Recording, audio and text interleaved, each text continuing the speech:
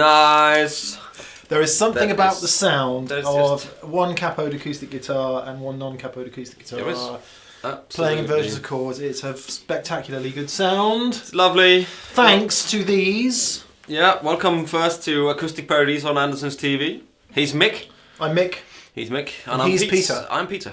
And today we've got some Martin guitars. Yeah, so pretty common question I would imagine one would ask if you were thinking about buying a Martin guitar is what are the difference between the body sizes? So we've got we actually got two very popular body sizes and one not so popular body size, but still very lovely. I think getting more popular. Yeah. Smaller guitars are getting more popular. People sort of, kind of.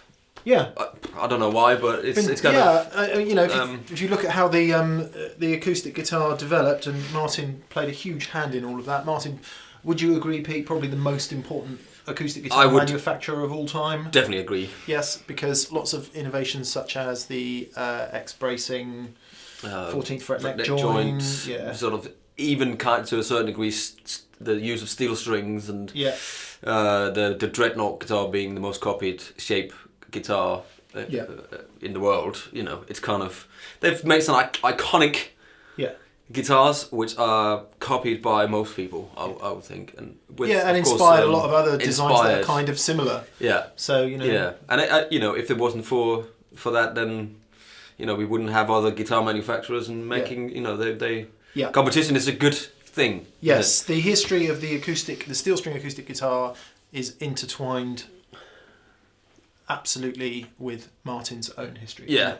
If any of you watched that film, the Hateful Eight, I think it was called, or something, where Kurt Russell smashed up an 1845 Martin guitar by mistake. That we're talking, but we're talking. They made guitars that long ago.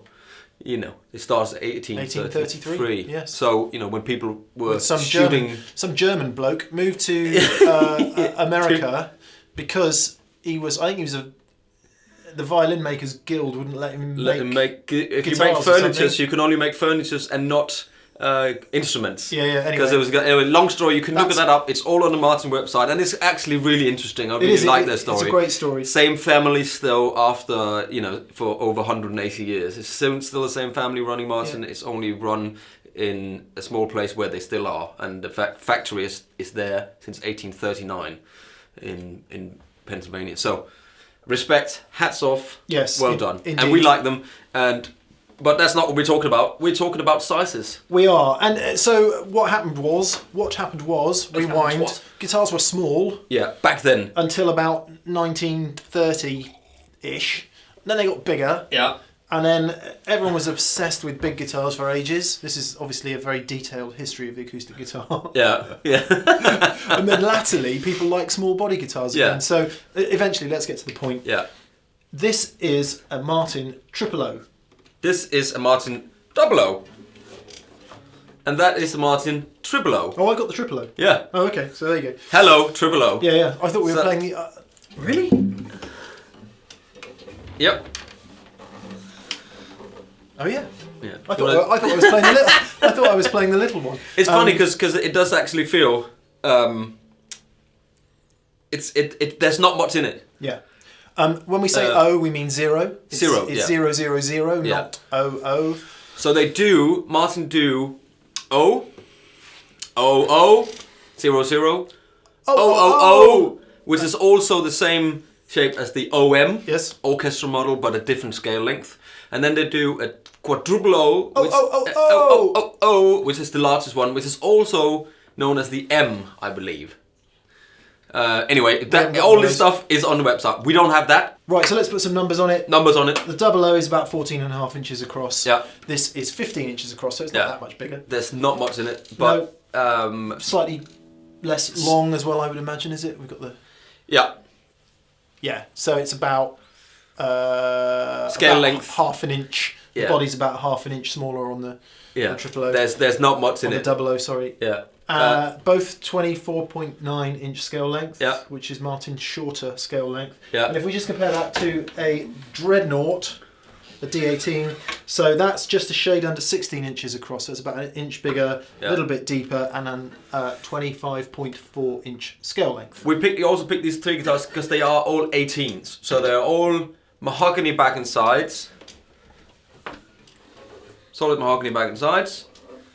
And the Dreadnought is the same. Mahogany back and sides. And they've got mahogany necks.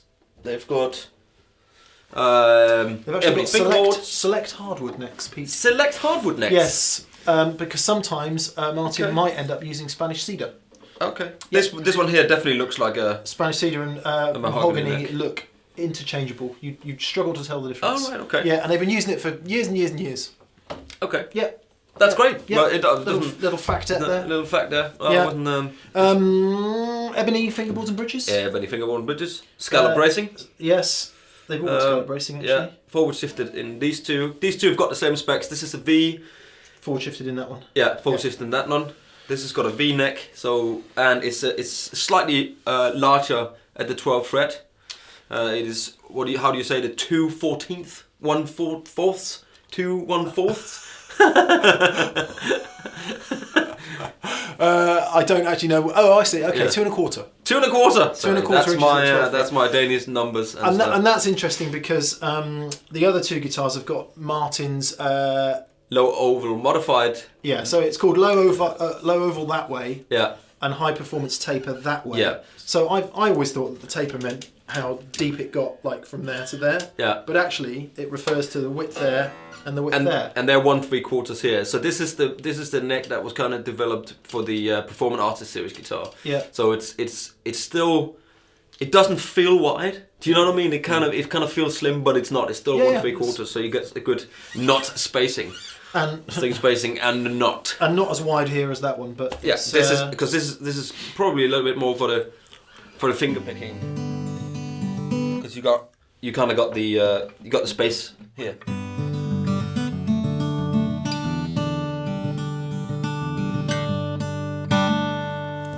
I mean,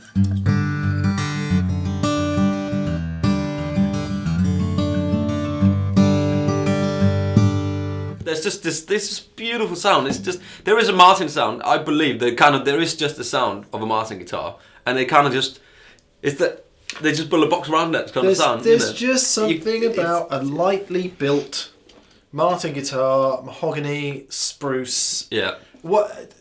Yeah. Anyway, let's stop yakking and start playing. Let's start playing something. Yeah, we should do the same thing. I'll try to play something, then you hand me that guitar. Sure. I'll play the same thing. Sure. So I'll try some strumming. Your favourite chord, G.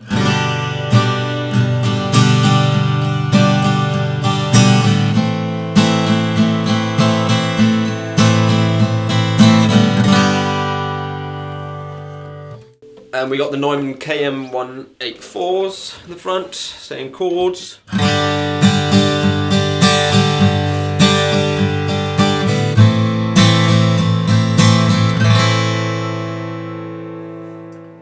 I mean, there's a stain in these guitars that are just incredible.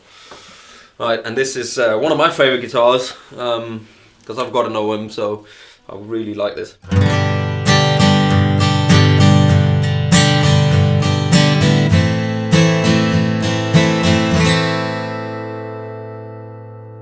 Much fuller, much bigger sound, but of course there is a bigger box here. The strings are just a tad older on the Dread. Yeah, they are, and we kind of left that like that. Yeah, because we thought if we put new ones on, it would have just been too zingy, and actually it's in a really nice place. So these are a little bit zingier. So and Martin makes their own strings. It's worth mentioning. It's the Lifespan strings, which I'm a big fan of. I like them, and I like the Monel strings, the retro strings that we've talked about as well at some point.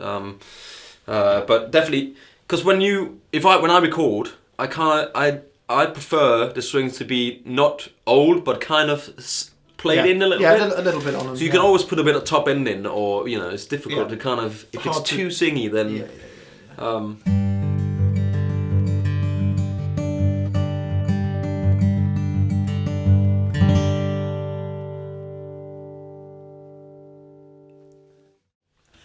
Martin updated this guitar about 4 or 5 years ago. 2012. Was it 2012? Okay. And just really kind of nipped and tucked it, made it more vintagey, didn't they? While it's not in the vintage, it's a standard series guitar, but made it more vintagey by, I don't know whether they scalloped the bracing. They scalloped the bracing, and the top's been aged, and it's got all ebony Brits and fingerboard and all this. It seemed to me like all the edges were a bit sharper, and the guitar felt lighter. Yeah, it's much lighter than that. It weighs absolutely nothing. And it's just, I remember I had one of the first ones into Guitarist when I worked there. Yeah. And I remember just being absolutely blown away by it, because it was just the ultimate statement of simplicity in a Dreadnought guitar. And we've all got different preconceptions about how guitars sound. Some people think Dreadnoughts sound big and kind of flabby, and they've got all that colour in the bass. Yeah. That's just a clarity. Yeah. Yeah. Right, let's hear some sounds then. So what should we compare? What have I got there? I've got the double O. Let's compare the triple O and the Dreadnought. So the main differences are, of course, the Dreadnought body is bigger. Hang on, I keep getting these guitars confused, Pierre. That is actually the triple O. So the Dreadnought's obviously got a bigger, deeper body, and it's got a longer scale length. So give us a strummy.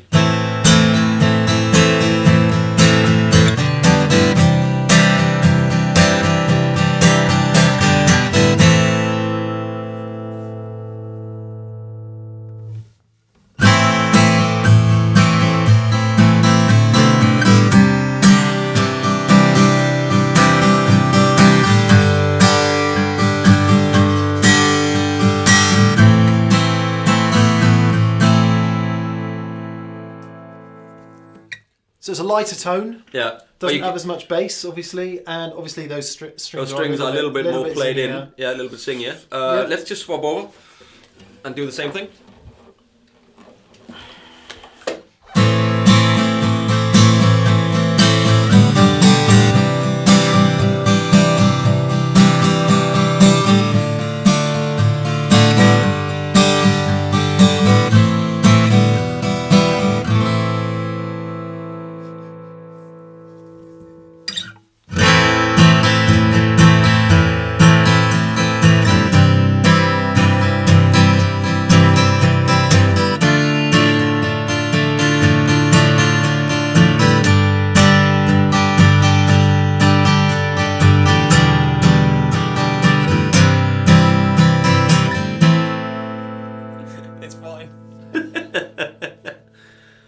Can't remember the chords he played. Anyway, you get the idea. You get the idea. More bass, more power. Yeah. More... It's just a great guitar, that. Yeah. Just a great guitar, But you can. So this is just to show the difference in the sizes, because they are literally the same guitar. The sizes are just different, aren't they? Yeah. Everything is exactly the same. The specs are the same, but the sizes are different. What about some of this kind of stuff?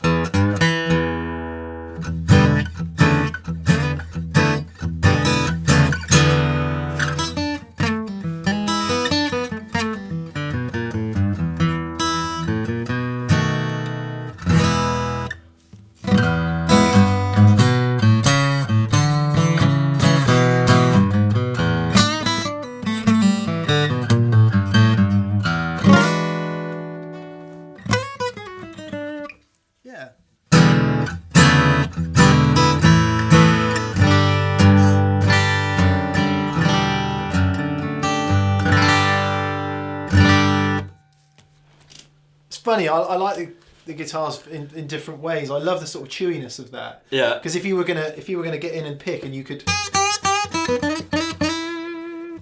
on that guitar it's easier because the scale length's a bit shorter.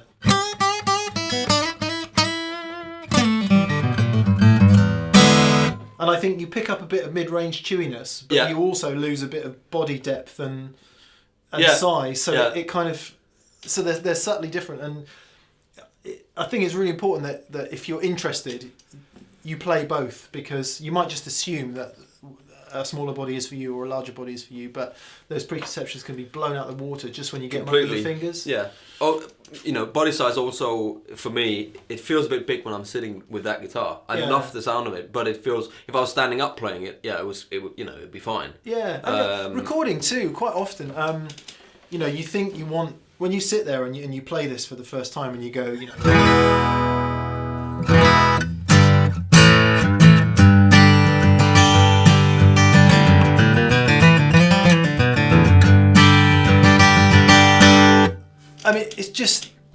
guitar resonating off that chord. No, there's that one. And that one. Yeah. There you go. That's a pretty good sign, isn't it? The power of this guitar is making both of those resonate. Yeah. When you do that for the first time, it's just... the power and the projection of the thing is amazing. However, when recording, sometimes you end up rolling a lot of that bass off. Yeah. You do, yeah. You do, yeah. You take the bottom end off in the mix, you know. For big strummies. Yeah, for big strummies. I mean, maybe not for that kind of, you know, picking stuff. But again, it depends on which pick you use, which we talked about before, and it depends on, you know, which kind of strings you use. You know, these get strung with, as far as I'm aware, Dreadnoughts always get strung with 13th medium, and OMs and triple O's such as this one is 12th. Oh, is it? Okay, yeah. I didn't know that. That's kind of a factory as far as you know. Yeah, I mean, re-quoting, but I think that's what they do from the factory. You should probably just double check that on the Martin medium website. I'm sure they do. Yeah, you can go and check it. I'm sure they do mediums for Dreadnoughts because it's kind of set up for that sort of thing, you know. And you get more tone out of it when people say, you know, I use light strings, 10s on an acoustic guitar. My toes go. You've got to get the top moving. You've got to get the top moving. You've got to get the top moving. You've got to get the top moving, baby. If you're going to play a guitar like this, you really ought to commit to it. Yeah. If you want something to sort of sit there and strum very softly, then maybe think about a Rosewood, like a D35 or something that's got Rosewood back and sides. Yeah. Having said that, one of the benefits of a mahogany guitar is when you fingerpick, you do get that. You get excellent string separation and really good projection. So.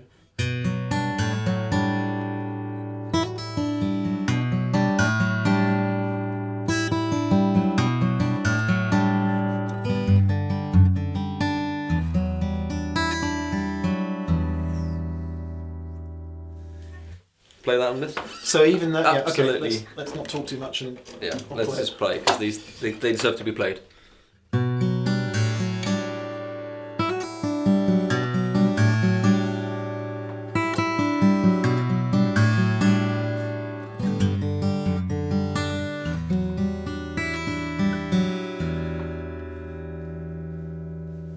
Play the same with that.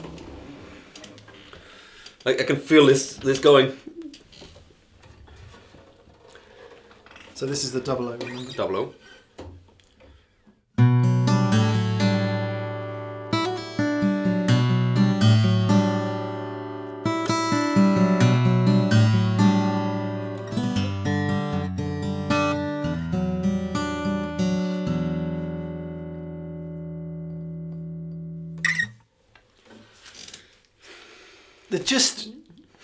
You're probably watching this going, oh, I really prefer the sound of the triple O or the double O or the dread, you know, and you'll have your own personal favourite. Yeah. But I really like the double O. Yeah, you like small body guitars. I think it's a fantastic recording guitar. Oh, because it's got a bit of mid-range kind of bias in the sound compared to these two. Yeah. So you know.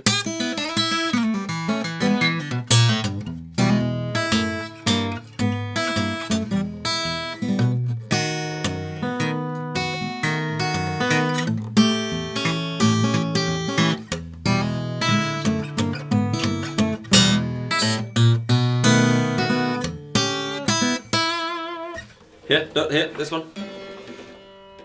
Do it on the Dread. Dr. Dread.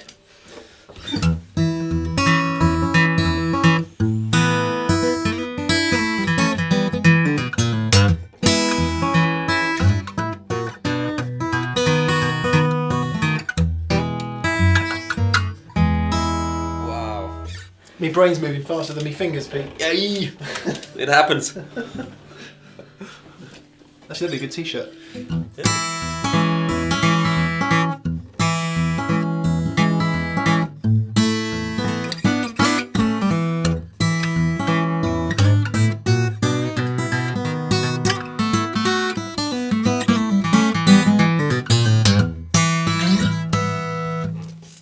Lovely. It is. Well, it's absolutely great, isn't it?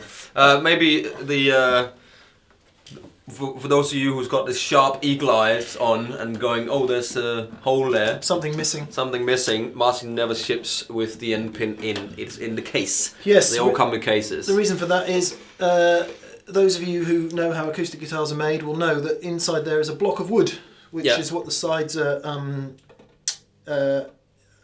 attached to, and if the guitar takes a knock on the end, it can split. Also, it settles. It's wood.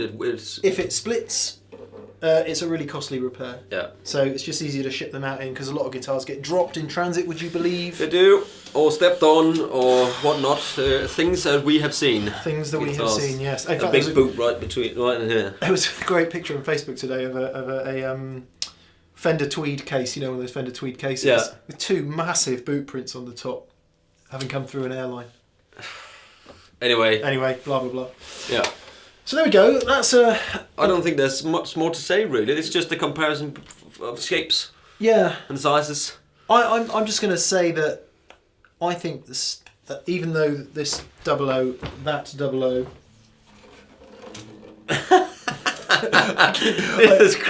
I keep getting it wrong. I should know by the neck shape, shouldn't I? This is the 00. Yeah. Even this is not a standard series guitar. These two are standard series. Yeah, that's a vintage series. Yeah. I think Martin's standard series mahogany guitars. Are fantastic. Absolutely incredible. Yeah. They do which we're not because we wanted to do mahogany, but they do an OM21. It's a rosewood, which is a rosewood. Yeah. So it's the same size, but a different scale length. So it's got rosewood back and sides. Well, in the future, I think we should compare that with the D28, D28 and an OM21. We could do that. Yeah. Or we could compare a 00018 with a. In fact, let us know. Let us know in the comments what you'd like to see. Yeah, that would be great. Compared because. Yeah, because there is loads of them, and it's a good idea. Yeah. Let us know. Comment below. But to finish that point about the standard series, for my money, it is well worth paying the extra cash over the guitars that are below it. Oh yeah, but every time you buy you spend another 300 or 400 quid, you get so much more for your money. Not everyone's got the budget. Of course, it's you have to have the dosh, haven't you? Really, but if you've got 1700 ish, 1800 quid to spend, and you want a great guitar that's going to last you a lifetime, because these guitars, you have to remember, there's still some of these around from way back when they first. And they're worth an absolute. It was on eBay for almost £70,000. Yeah, I mean most of the old ones have been through a few repairs and stuff. But again, and it's only going to get better. I'm aware that I'm starting to sound like a Martin commercial, and I'm desperately trying not to be. But I genuinely believe that I think they're building guitars better than they've ever made them before. Yeah, I think so. They are great guitars. Anyway, we are now getting excited, which is not really our job. No. Exactly. Is it not? I don't think so. We play guitar on YouTube. You play guitar. I mean, right. Let's play some stuff, shall we? Play some stuff. Well, let's use the biggest one and the smallest one. How about that? That sounds like a good idea. If you want to play John Mayer, you have to play it on a Martin, don't you?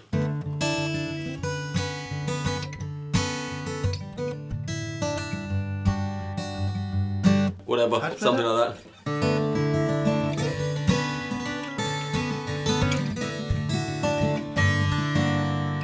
Nice. That's something like. Oh, they're nice notes. And then we just. What is it?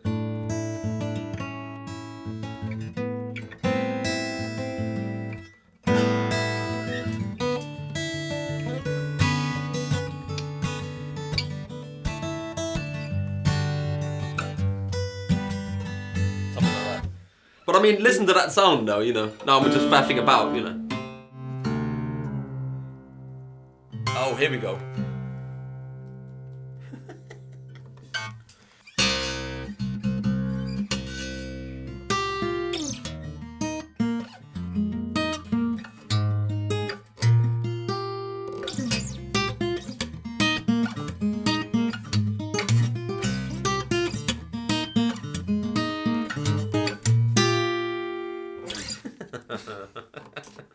Alright guys, well that was the 3 shapes. You've got the 00, there was a 000 on the back here, and there was Dreadnought, all the D. So mahogany back and sides, and Martin guitars here on Acoustic Paradiso. And if you want any more videos, subscribe to the channel, and then we'll see you next time. Indeed. Yeah. Cheerio. Bye.